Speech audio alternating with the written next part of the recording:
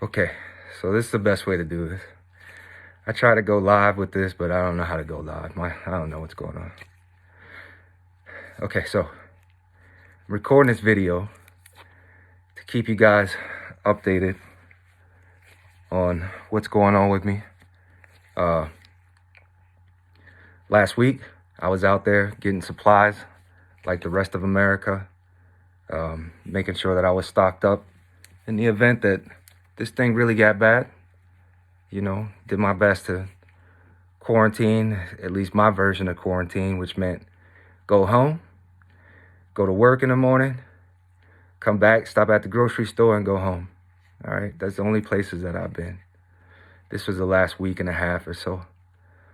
Got a call from LSU that they were shutting down the school, so I had to go and get my son and take all the stuff that we took down there originally at the beginning of the school year and bring it home. So I had to get a U-Haul, put the vehicle on the back, tow his vehicle back home. So I took a plane ride down there last week on Friday, which some of you guys may have seen on my post. I felt great. Got there on Friday, went to a hotel room just to get a couple hours sleep before we got on the road that night. Woke up, got the truck packed up, got on the road. As we left LSU or Louisiana, started having a little bit of a runny nose, not a big deal. You know, no sickness to the point where I had to blow it, just kind of dribbling a little bit. Like, you know, if you go outside and it's cold, you want some tissue to wipe your nose, no big deal. Continued the trip, stopped Friday night and the Saturday morning for a couple more hours. When we woke up at the hotel that night, Saturday, or that morning, felt a little tightness in my chest, a little pain, probably about right here. A little pain right here. Continued the road trip, runny nose.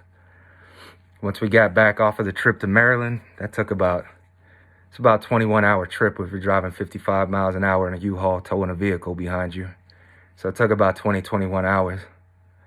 So by the time we got there late Saturday night, felt a little sore like you would after any 20-hour road trip.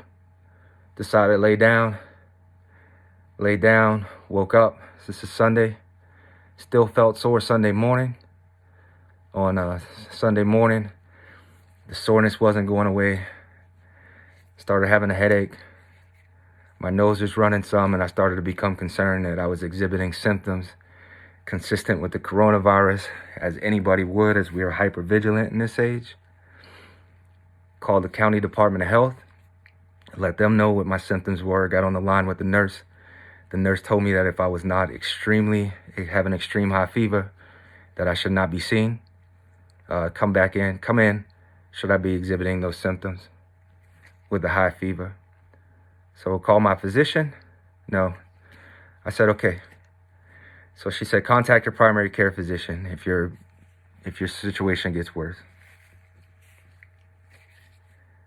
Monday morning, I woke up, still had the body aches, had the headache, had the nose run. Called my primary care physician and said, this headache is not going away. I took some Excedrin for it. I know they said don't take ibuprofen. Took some Excedrin for my headache. She told me that Excedrin is ibuprofen. There's some news for you. And that unless I was extremely ill, with extreme shortness of breath, that I should not be seen. So if it got worse to the point where I could not breathe, or I had an extreme high fever, call 911 or go to the ER. Okay. So a couple hours went by. Later that evening, I started to develop a cough. Extreme pain in my chest when I cough right here. Still short of breath. Headache. Went down to the ER about 9 o'clock. They put me in a room, isolated me, put a sign on the door that said, contagion. They came in and told me that they will test me for the flu.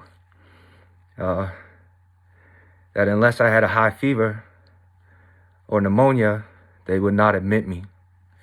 That unless you are admitted, you cannot have a coronavirus test. So I did not have a high fever.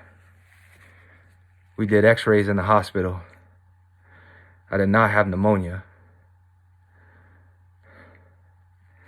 However, my shortness of breath, which you could tell some, so I need to give me a second.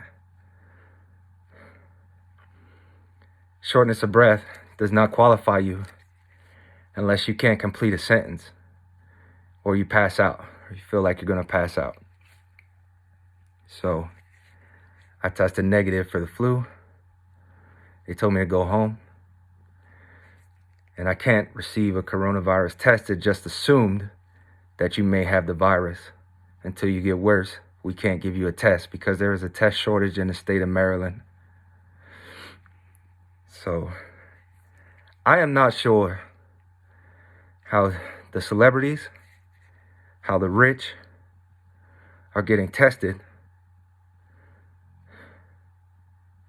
when they have no symptoms. When people like me are going to the ER with extreme symptoms and can't be tested. But that's where it's at. You know what I mean? We'll go home. We'll take care of it. Drink lots of fluid. Last night I got a low-grade fever. But I'm just wanted to record this and tell you how I progressed through this over a period of 4 days when I was perfectly fine. And it started with just a simple runny nose and not even a big, like, blow your nose kind of runny nose, just a dribble. Going from your house to the gas station where you're punching in your code, using hand sanitizer, going to the grocery store and wiping down the cart was not enough for me to stay safe from this virus. I have to assume that I have it, which is why I'm wearing a mask inside. Please be careful when they tell you to stay home. Stay home, man. It's not like this is the flu. This is not the flu. It is the flu if you wrap a t-shirt around your face and walk around breathing through that. It is the flu on top of that. And then with your chest burning every time you cough. That's what it is. So please be careful. I know a lot of you are going to say you got on a plane. That's probably where you got it from. Maybe. But it wasn't from the plane ride that I took and showed y'all. Because the symptoms progressed way too fast.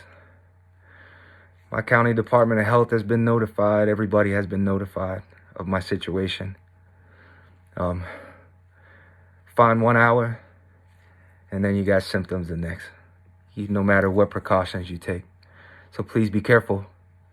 I will update you guys as my symptoms progress, specifically to bring it home to you all, to sit your ass at home. This is not just the flu. You cannot get a test if you are a regular person. You can't.